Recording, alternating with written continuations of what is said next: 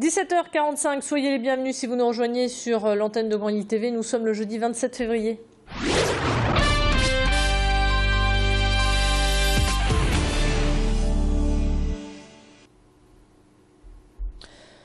On démarre cette édition avec la colère des intermittents du spectacle. Ils étaient nombreux aujourd'hui à défiler dans les rues de Paris, mais aussi en province, comme c'était le cas ce midi à Lille. Les manifestants se sont rassemblés sur la Grand Place pour manifester leur opposition aux propositions du MEDEF, celle de supprimer leur régime d'indemnisation qui aura pour conséquence de les faire basculer dans le régime général. Le syndicat patronal souhaite par cette mesure faire des économies pour réduire le déficit de l'assurance chômage. Le nombre de salariés indemnisés a grimpé ces dernières années, passant de 9 000 en 1984 à 112 000 en 2012. Selon un rapport de la Cour des comptes, les intermittents et les intérimaires creusent à eux seuls la moitié du déficit de l'assurance chômage. Les manifestants, eux, ne veulent pas que l'on touche à leur statut. Pour les comédiens, ce serait dramatique. Ça voudrait dire que le chiffrage, je ne l'ai pas en tête, mais bon nombre d'intermittents, comédiens de théâtre, comédiens de cinéma, comédiens pour les opéras, les chanteurs d'opéra, etc., tomberaient au RSA. Et ce serait vraiment dramatique. On est déjà précaire. Le fait d'être intermittent du spectacle, on est précaire. Et tomber au RSA, c'est encore précariser des individus et précariser une profession. Des intermittents qui ont occupé un instant la direction départementale du travail à Gambetta. Et si l'on produisait du carburant à partir de plantes non alimentaires? L'idée ne date pas d'hier, mais à l'université de Lille 1, le projet est déjà bien avancé. Franck Dumengil est professeur de chimie et chef du projet EuroBioRef, lancé en 2010 pour un budget total de 38 millions d'euros. L'idée est donc d'élaborer une nouvelle génération de bioraffineries traitant l'ensemble du processus de transformation de la biomasse.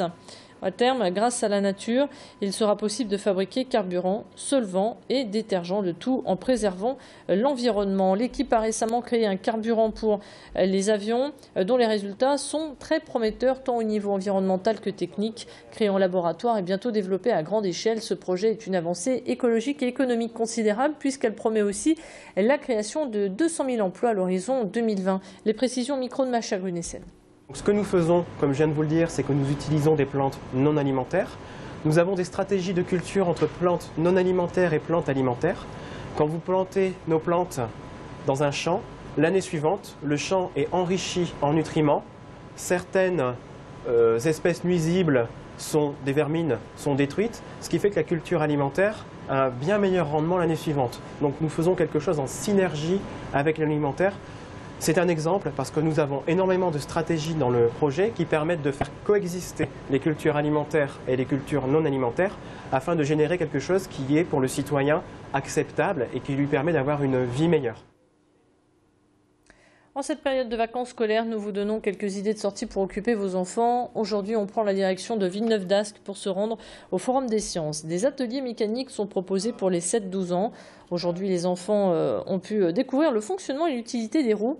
Ils nous ont raconté au micro d'Adélaïde Bollard ce qu'ils avaient appris durant cette journée de découverte. On les écoute. Les grandes roues, ça allait plus loin que les petits trous. Avec la roue, on peut monter des charges, on peut aller plus vite avec des grosses roues que des petites. J'ai aimé tester les maquettes qu'on a construites et j'ai appris qu'avec des plus grosses roues, on pouvait aller sur de plus longues distances. J'ai aimé construire les Legos, faire rouler les voitures. On a appris beaucoup de choses. Quand c'était dur, j'aimais quand c'était dur. Parce que c'était bien. Alors, on ferme cette édition avec Fantasia, le chef-d'œuvre signé Walt Disney, interprété par l'Orchestre national de Lille. Ce ciné-concert propose la version originale de 1940 et celle plus récente de 1999. Sous la baguette du chef suisse Ludwig Vicky, l'ONL émerveille petits et grands. D'ailleurs, les places sont très convoitées puisque l'auditorium du Nouveau Siècle affiché complet. Et on le voit bien d'ailleurs sur ces images. L'occasion de faire une sortie en famille et de faire surtout découvrir la musique classique aux enfants, même si certains ont trouvé la musique un peu forte, comme vous allez l'entendre. La musique, elle a été un peu trop forte. J'ai bougé mes oreilles Mais j'ai bien aimé. Ils étaient bien ensemble. D'accord. C'est la première fois que tu vois là un orchestre? Oui. Et alors, est-ce que ça t'impressionne? Bah oui, un peu quand même. Bah parce que avant j'étais pas fan déjà de la musique classique et là ça me met dans la musique classique. Ça peut paraître peut-être un peu long et puis ils n'ont peut-être pas l'habitude d'écouter ce genre de musique, donc forcément avoir des images, ça les aide à apprécier la musique. Voir cette magie de musique et d'image qui m'a ému quand j'étais papa avec mes enfants et je suis bien content de transmettre à ma petite fille.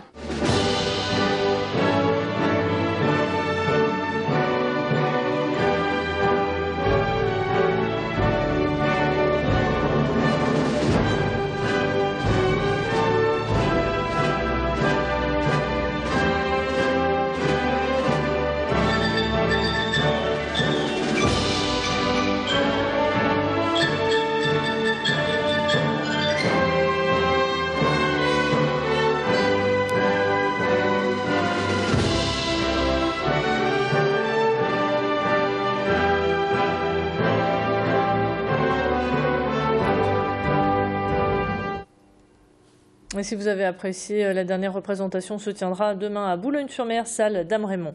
Fin de ce flash, restez avec nous à suivre votre météo et toujours en direct.